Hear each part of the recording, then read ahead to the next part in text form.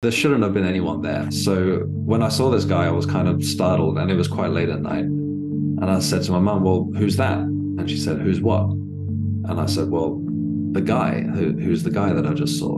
And she was like, "Well, there's no one here," and just started telling me about her day. And I was 1 second, like I was sort of like 1 second. Who? I just saw someone. So who was it?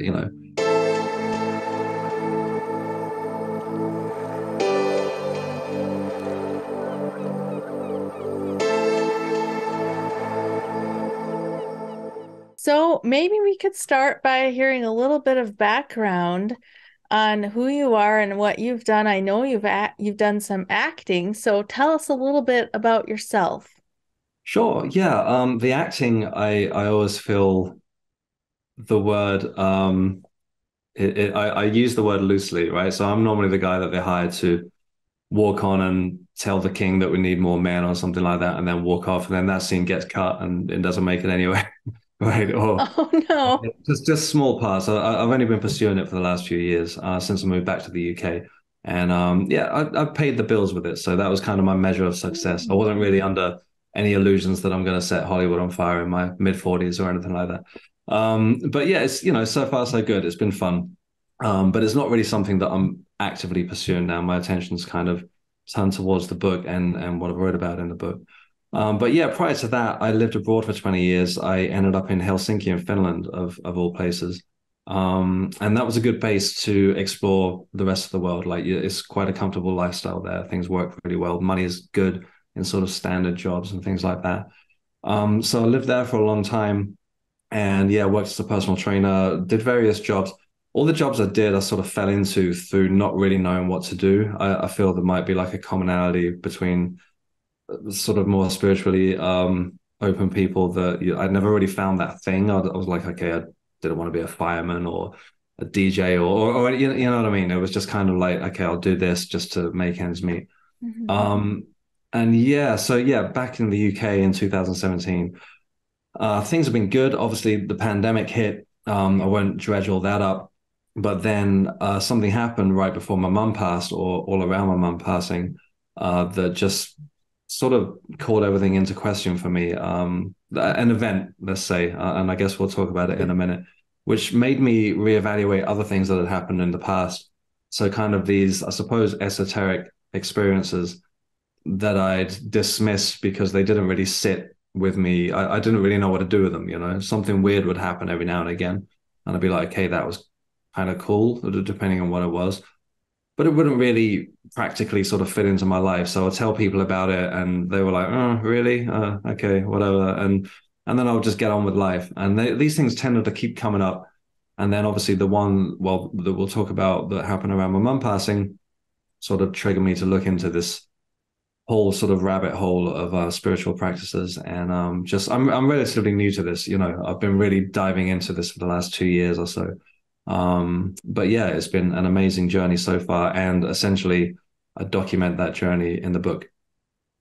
Okay, so let's go back to the beginning because if I understand correctly from what I read from your bio and your book, because I started reading your book, you've had spiritual signs your entire life from the time you were young. And then, like you said, you weren't sure what to do with them, and people would be dismissive about them. And a lot of us have had that same experience.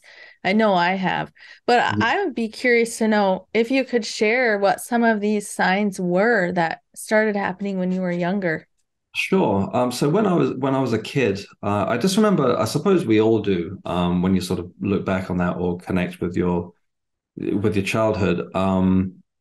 Just kind of this sense that everything was supposed to be kind of fun and playful. I mean, of course it was when we were children. Well, obviously depending on people's circumstances. But I just remember, even at a really young age, feeling really connected. I remember like talking to every tree on the way to school and stuff like that, and thinking that that was like that's normal. They're these living things that we're part of, right? And a couple of experiences. So just jumping forward to my teens, I read a short. I picked up a book and they were talking about astral projection, and I thought, well, that sounds kind of cool. And and I just tried to do it, and without much effort, that evening, the whole thing took place. consciously trying to have this astral projection experience. And it was kind of overwhelming. And again, sort of with the next day, I remember telling people about it at school, and they were like, "Okay, cool, yeah, whatever." And then sort of time going by, and I was thinking, "Well, did that actually really happen in the past?" You know, when some other stuff sort of crept in, and you think about doubts and this and that. Other stuff would happen around the house. Things would move around the house. I remember watching like a little Coke can rattling across the table once, and again, as time went on, I just started putting these things down to, well, did I imagine it? I was a kid after all, and they, so what kind of thing. What am I going to do with these things, these memories? Like it doesn't really serve anything in life, like normally, right? So I just kind of put them to bed, and then later on a couple of more profound things happened. I had a very strong shift of awareness in my mid 30s. Just woke up out of the blue and just had this sense of time being non-linear. Okay, so it's I'm not the first person to talk about it for sure, and there are definitely smarter people than me, better qualified to talk about this experience. But something shifted in me physically, and it was, I have to say, it was kind of terrifying. All of a sudden, like linear time fell away. Like I couldn't sort of drift off and think about yesterday or think about what I was going to do tomorrow or something like that. All of a sudden, it was now, and it was almost as though I was just dragged into this moment. And I have to say, it was really freaky. That, I mean, that's an understatement. I genuinely thought that I was going insane. I remember going to a doctor and just trying to explain what I was going through. I was like, I can't emphasize how much that how intense this experience was. It was really like being right here, right now, with nothing else, almost as though I were detached from myself, looking at my own thoughts. And I suppose looking into these things, you could maybe call it the experience of depersonalization, something like that. I went to a doctor. They started using words like psychosis, which terrified me. Gave me meds, which just didn't even touch it, like anti-anxiety meds and stuff like that. Didn't make any difference. I just couldn't switch this thing off. And for the better part of a year, I was sort of going around like this, and I could barely function. I was barely holding down my job. It was I just couldn't really converse with people. This thing was just so overwhelmingly intense. Forgive me. And eventually, I did go to speak to a psychiatrist who, thankfully, was well versed in kind of more esoteric, or I think he was a bit of an old hippie essentially. And he was like, no, man. He's like, you're fine. You're having an awakening, right? You're like, you've woken up to ultimate reality, and gave me a couple of grounding meditations, which basically cleared it up. It took some time, and I just really wanted to sort of just get back to the herd and get on with day-to-day life. But it was an overwhelming experience. I mean, to the point that, and I don't want to take this down a dark sort of path, but there was a point there that I was thinking, okay, if this is the way my brain is functioning, I'm out of here. And I don't see any tragedy in that, because I was really struggling with it. But in hindsight, I suppose it could be called a spiritual awakening. I mean, I've sort of come out of it unscathed, um, without medication and all that stuff, and just like a few meditation exercises kind of got me back on track.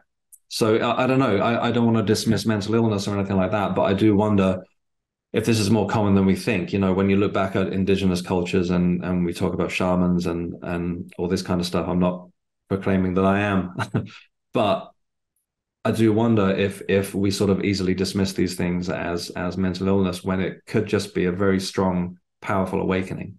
But yeah, it's not really for me to say.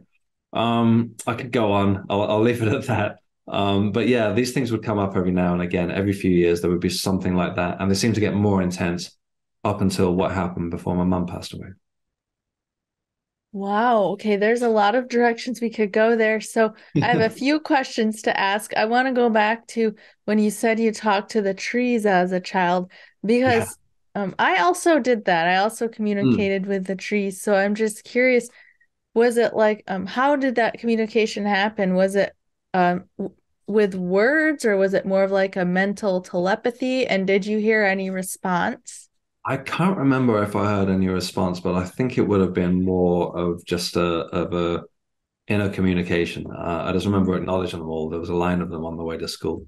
Um, and I remember also of kind of, I don't know if we all get this, but I remember one day, and I've wrote about it in the book, talking to a friend of mine, just getting this sort of innate sense of knowing that I am not this thing, right? And I was trying to explain to him as an 8-year-old or something. It's kind of like, you know what I mean? I was like I'm not me. And he was like, yeah, yeah, yeah. And I was thinking, doesn't know what I'm talking about. Yes, but I just remember like sort of having this what I would perceive now as separating consciousness from thought and kind of just tapping into that then already.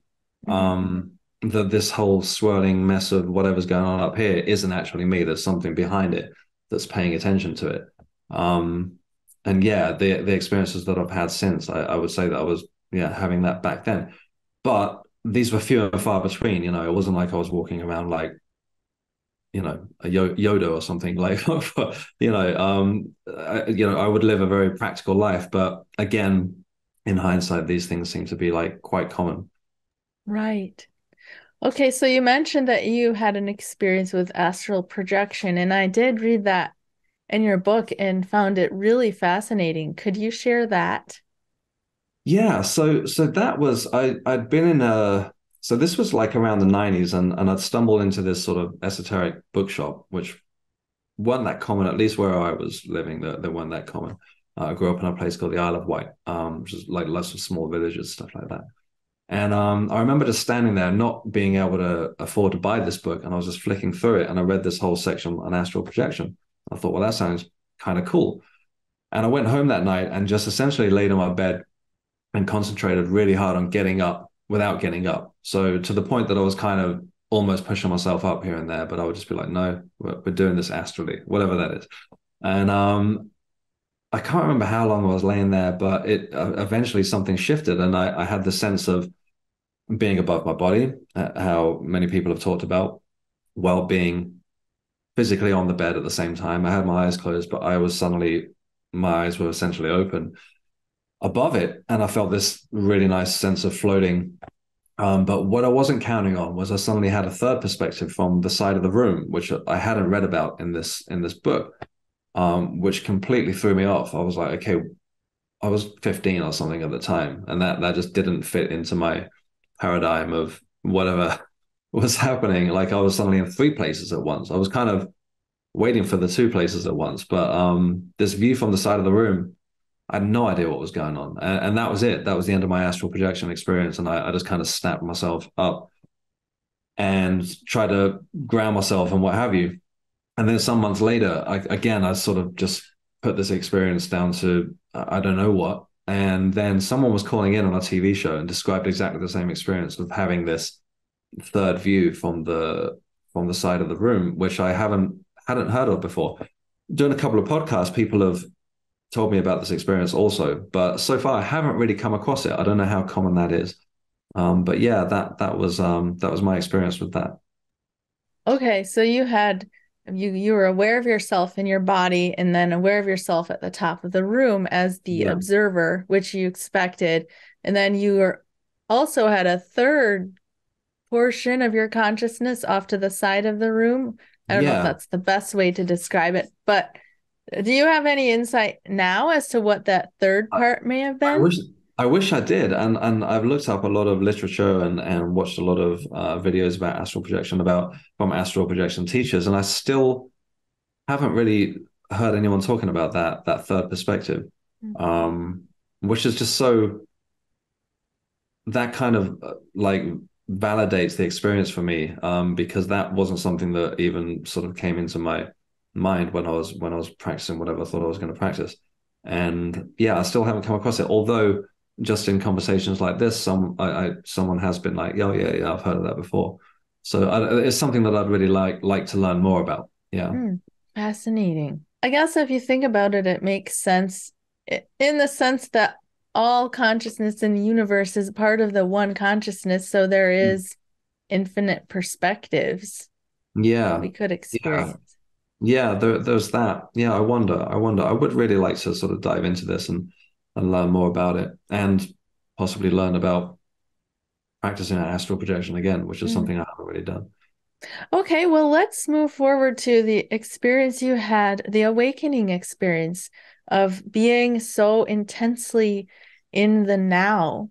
And I've heard stories of people having experiences like this, and sometimes it's very blissful. Like they'll go into a samadhi state and just have complete peace.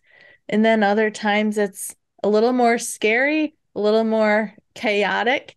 And I wonder if you have any thoughts about what that difference could be. Have you thought about it being a Kundalini awakening at all? Because I've heard that could go in either direction. Yeah, I've heard that I've one of my teachers has talked about that and also suggested that. It definitely wasn't a pleasant experience. In hindsight, I feel that it was a beneficial experience.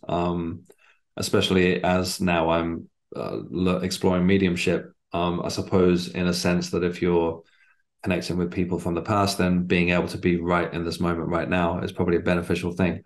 I know that people obviously strive to connect with the present moment, and also through meditation, I think it's important to be aware of oneself and your place in the world right now to sort of get the full benefits of that. But yeah, I have to say that there was something terrifying about that experience. I'm not sure if I had it now, would I react the same way? But it seemed it was so overwhelming that it just yeah, it's really hard to describe what it was, but it didn't make a lot of sense to me. I suppose that's the only way I can really put it. It was everything seemed quite absurd. Like my entire life, my history, my past, my identity, everything fell away. Everything was stripped away, and around me too. And I couldn't really, although I was saying I was connecting with the present moment, I felt very detached from other people because no one really knew what the hell I was talking about. And I remember trying to explain what was going on to people, and rightly so, people were looking at me with confusion. They wanted to help, but they were kind of looking at me like, sound like he kind of sounds like he's cracked, right? Which, yeah, I mean, and I don't blame them in a way. But it did last for the better part of a year, and I kind of fought it all the way. But it definitely wasn't a blissful experience. I don't mean to talk for anyone else. I've definitely had more pleasant experiences, spiritual experiences since then. But this was quite like a harsh reality. It was almost everything was stripped away, and there was nothing but pure consciousness, which wasn't that pleasant, I hate to say at the time. I wish I could say that it was, but yeah, I wonder if it was my headspace at the time or because I was kind of resisting it. I'm not sure. Thank you for sharing. I appreciate your honesty with it. I think it's really important to hear the different perspectives and experiences that people go through now that these experiences are becoming more widely talked about. Yeah, yeah. So you mentioned a major experience that you had around the time of your mother's passing. Would you like to share that? Yeah, absolutely. So that's essentially how the book starts and was really the catalyst to write this book. So despite these experiences that I've talked of, like real what I would call real life kind of crept back in every now and again, right? So the whole time thing that I was talking about, that's probably a good 10 years ago, if not more now. Time's passed and like regular stuff where, still got to pay the bills, still got to go to work, all that stuff. I was just getting caught up in everyday reality. Um, so this wasn't really something that was prominent with me on my mind. My beliefs have changed over the years. They would kind of come and go. I got like deeply cynical in my early 30s, I think, because of the work environment I was in. I was running bars and nightclubs, and that's kind of not the most productive or greatest environment, right? It's a place where people are trying to escape from their lives, and there's a lot of alcohol and all that kind of stuff. So I kind of got this sort of cynical way of thinking. Came back to the UK, started getting on track with what I wanted to do regarding acting, and then of course the pandemic hit. So my mum lived alone on the Isle of Wight, and she was self-isolating, and I would go and see her. I'm based in London where I could, when government restrictions were lifted and we were allowed to go and stuff like that. But I was being very cautious. I really didn't want to risk giving her COVID, essentially. She was 76 years old. She had various age-related health problems, but I essentially thought that she was going to be around for a few more years yet, right? She would always bounce back from whatever physical setback she had. She was supposed to come to London for Christmas, and at the time there was some new variant where the government that said, "Yeah, let's all go see each other at Christmas," and then suddenly did a U-turn and said, "Actually, yeah, no, don't do that." And I think they said this like Christmas Eve or something insane like that, and it caused a lot of upset and turmoil for people. So I essentially hadn't seen my mum for a couple of months by this point, and I was also waiting to work on a big film. It was like one of the Marvel superhero movies, and it was a good 4 months of work that I was looking forward to, especially after sitting at home doing nothing for a year. So I was kind of also wary about traveling on trains and stuff like that, and not getting sick because I really wanted to work on this movie. So I hadn't seen my mum for a couple of months. We would FaceTime daily, sometimes 2 or 3 times more a day. There wasn't really much else to do. And on this particular day, I think I spoke to her 2 or 3 times that day. And I was speaking to her. I called her in the evening, sorry, so as a FaceTime call. And as she picked up the phone, there was a man standing with her. And I saw him long enough that I could describe him. He had like thinning gray hair and glasses, kind of gaunt, and looked as though he were probably in his late 60s, something like that. And I was kind of taken aback because there shouldn't have been anyone there. We were in a lockdown once again. Where she lived was it's a very quiet place, like a little village. I knew all of the immediate neighbors, stuff like that. And no one went to see her. She would have nurses come every now and again to make sure that she was taking her meds properly and stuff like that, and just sort of give her a little bit of company. But yeah, there shouldn't have been anyone there. So when I saw this guy, I was kind of startled, and it was quite late at night. And I said to my mum, "Well, who's that?" And she said, "Who's what?" And I said, "Well, the guy who's the guy that I just saw." And she was like, "Well, there's no one here," and just started telling me about her day. And I was 1 second, like I was like 1 second, who I just saw someone. So who was it? And she just was kind of no one's been here since lunchtime. One of the nurses came to check her meds and stuff like that. And it just kind of threw me off. And she started talking about her day, and I thought, well, I swear I just saw someone, but I don't want to kind of keep on about it. Like I don't want to freak her out or anything like that.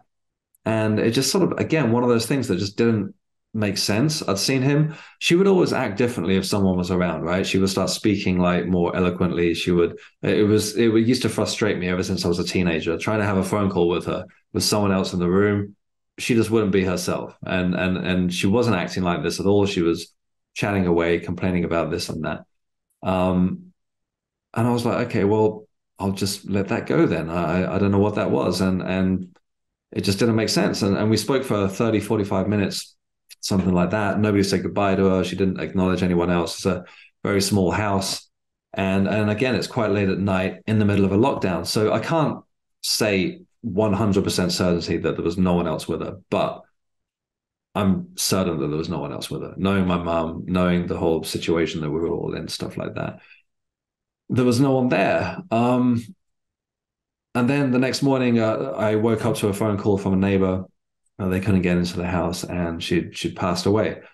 So that whole experience just took on a completely different spin for me. And I thought, well, okay, what are we talking ghosts here? Are we talking messengers of some sort? Again, my headspace wasn't where it is now.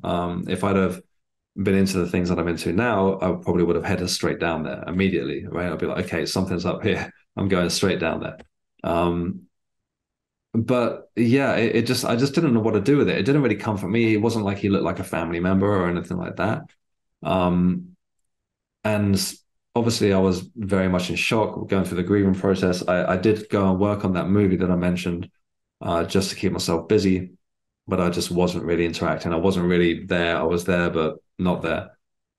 And after a couple of months, I kind of started opening up to people on the set and talking with other people. And someone suggested that it probably was some sort of spirit guide that was letting me know, which is something I just really didn't know what to do with it. And then this person suggested that I start looking for signs and asking for signs. So I was like, okay, sure, let's try this. And no sooner did I start asking for signs, then they started popping up, a lot.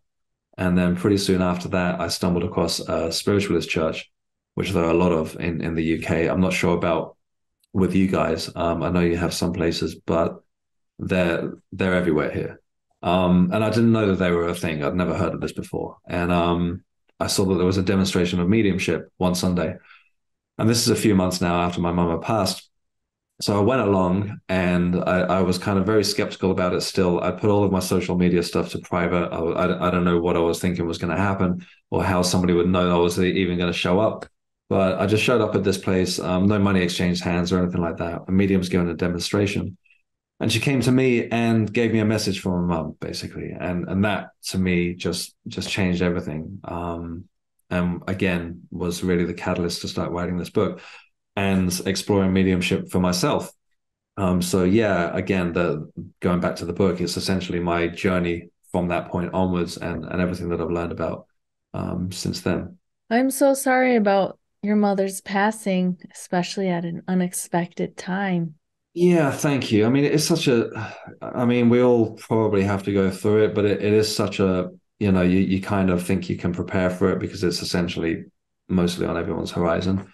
But I say this a lot, but I feel that when we lose a parent, we really lose the one true witness to our lives, right? Mhm. The one that's always been there throughout everything and seen everything that we've done, that knows us better than we know ourselves, even though we hate to admit it. And obviously as people will go through different experiences with this. It was very quick. I wasn't expecting it. I don't think there's any better way for anyone, like for whatever kind of experience you have with this. But yeah, I couldn't prepare for it, even though I thought I would be, because she was getting older and what have you. It still really shook everything. So I think it's taken me 2 years to kind of really just get past that first really big wave of grief, and I feel now sort of ready to start moving forward a bit more at the 2 year mark. So you said you started looking into mediumship. Yeah. So have you seen any other spirits since then? I interestingly, I feel like I saw one the other day. Such that sorry, this sounds like thankfully we were in good company here. Otherwise, I've got some people that I couldn't have these conversations with. That would yeah wouldn't believe any of this. I was chatting with a friend in a restaurant the other day, and kind of the corner of my eye, I was like, okay, I there's a girl there, but I just didn't break conversation. We kept talking, and it wasn't as though I saw her physically. It was like almost like a glimpse and a sense, and just having this presence there. Actually, haven't told anyone about that at all. But my experiences with other mediums and then learning about mediumship myself. So just to backtrack a little, that night that I went into that spiritualist church, the lady, as well as bringing my mum through, first she brought through a friend of mine, which I didn't recognize for a long time. She was going through the descriptions, and this was someone that passed 20 years ago when we were young. And then it all fell into place. And she started talking about me being a medium. And I was like, okay, well, this is news to me. And being this voice for spirit and all that kind of stuff. And then obviously this book has come around, and I suppose in an indirect way, I suppose I am being a voice for spirit with everything that I've wrote. But I have been sitting in a development circle and again witnessed many other mediums at work. And yeah, some are better than others, I would say, and I'm definitely right at the start of my journey with it. But yeah, some of the experiences that I've had giving people messages, and they're very brief because again, I feel like I'm a not a beginner with this, but I those things come from nowhere, right? And I'm starting to recognize where they come from, or that they're not me, and that something's coming in that isn't me, and making a connection with my guides. And yeah, it's a really interesting process, and it's just kind of to me indescribable. I can only give my own subjective experience, but how it works, I don't know.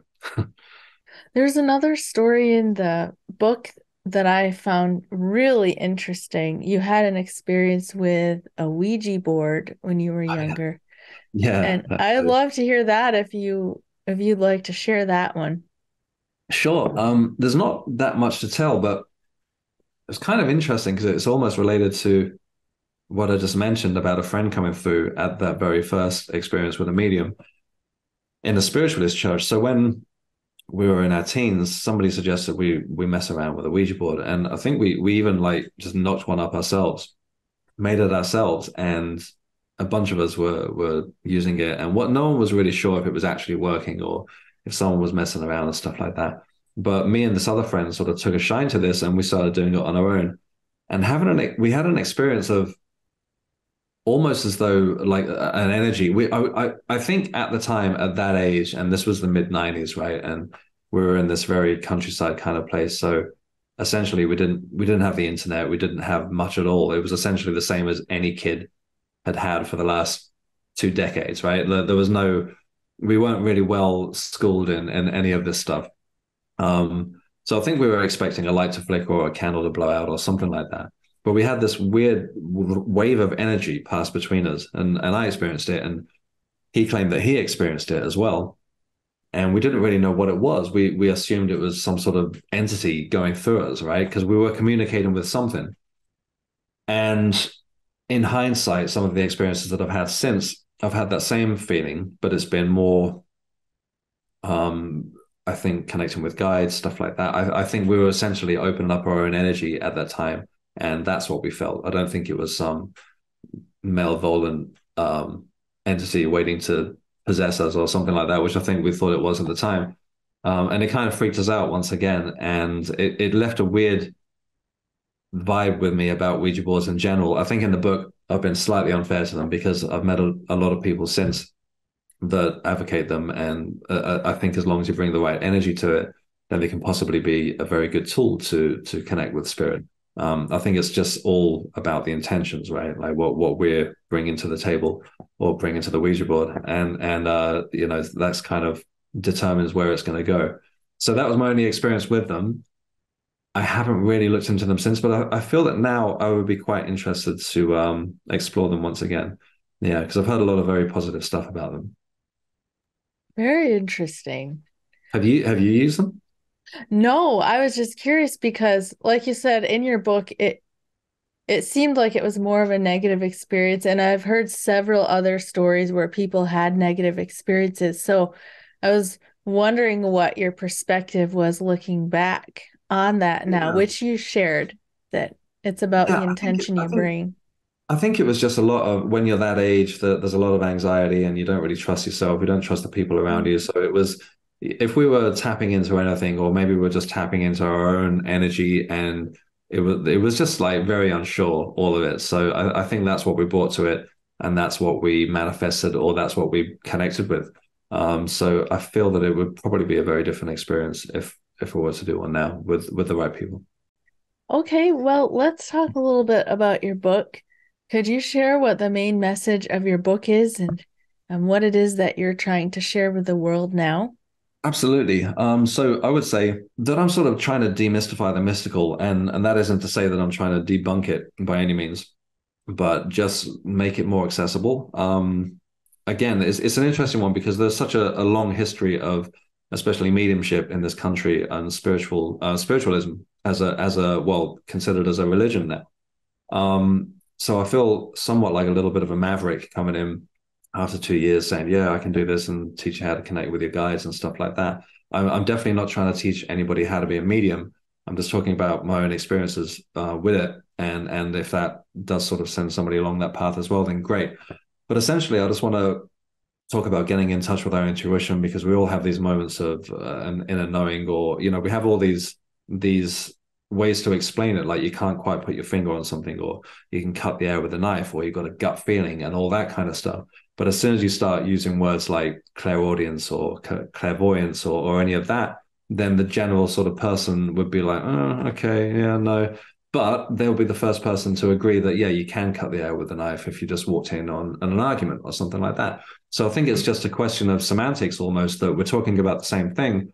We just have different terms for it. So I think, yeah, again, just a sort of shifting of how we look at this stuff will hopefully make it more accessible to all of us. Again, since releasing it, it's interesting because I've had a lot of support from friends that I know that aren't into this at all, but they're sort of coming at it with an open mind.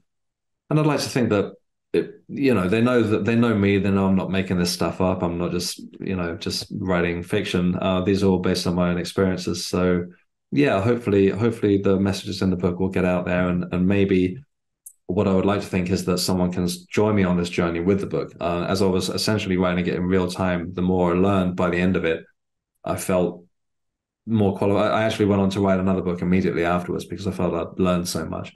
And that'll be out next year. But hopefully, like demystifying the mystical. I love that. And I think it's so important, especially right now, for us to realize that we're having the same human experience. Obviously, not that our experiences aren't unique, but the fundamental experience that we're having is the Yeah. same. And we're all talking about the same things with different words. And this Yeah. applies even to like religions, Mm. religions Yeah. versus spirituality versus the world of science. We're all saying the same things. Mm, mm. Yeah, and there was again just going down this rabbit hole so much for the last couple of years that there are so many scientists now that are talking or turning their back on science or against the kind of dogma, almost religious kind of attitude towards science when they've had these experiences for themselves. A couple of some names escape me right now, but I recently read a book where a neuroscientist was talking about looking into mystical experiences and saying, well, there's not enough research to say that it's true. It's just because they haven't done the research. No one wants to fund it. No one wants to. They Right. just dismiss it and just that's not a real thing. But apparently, some of the experiments have been done. This lady in particular was talking about in any other field that the results would be okay. Yeah, no, that's fine. That's real. That's a thing. But nobody wants to put their name to it when it comes to mystical stuff because obviously people have qualifications that are based on this stuff not being real. So yeah, hopefully it all sort of blends in and we can, sort of find some common ground. Well, Phil, thank you so much for being willing to share your story and being willing to write these books and be part of that collective awakening process that we're going through right now. Absolutely. Yeah. Thank you for having me on again. Yeah. Yeah. And would you like to share with the viewers where they can find you? Sure. I've just made a website, philwebster.com. That's Phil with two L's.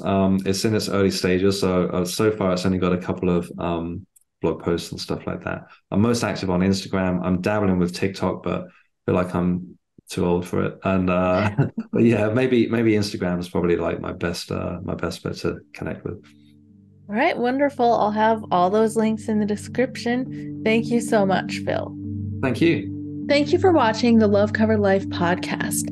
If you'd like to support this channel, I've shared the link to my Patreon in the description box where you can get benefits like behind the scenes of this podcast, early ad-free access to interviews, and a monthly live stream Q&A with me. I've also shared the link to my free Discord community, which I've just started and I'm very excited about, where I share free resources and a bunch of channels and forums where people can connect and grow spiritually together. You'll also find the link to my website, lovecoveredlife.com, where I share my paintings, my TikTok and Instagram at Melissa Denise, and my clips channel, where I share shorter clips of my podcast episodes. Thank you for watching and thank you for your support.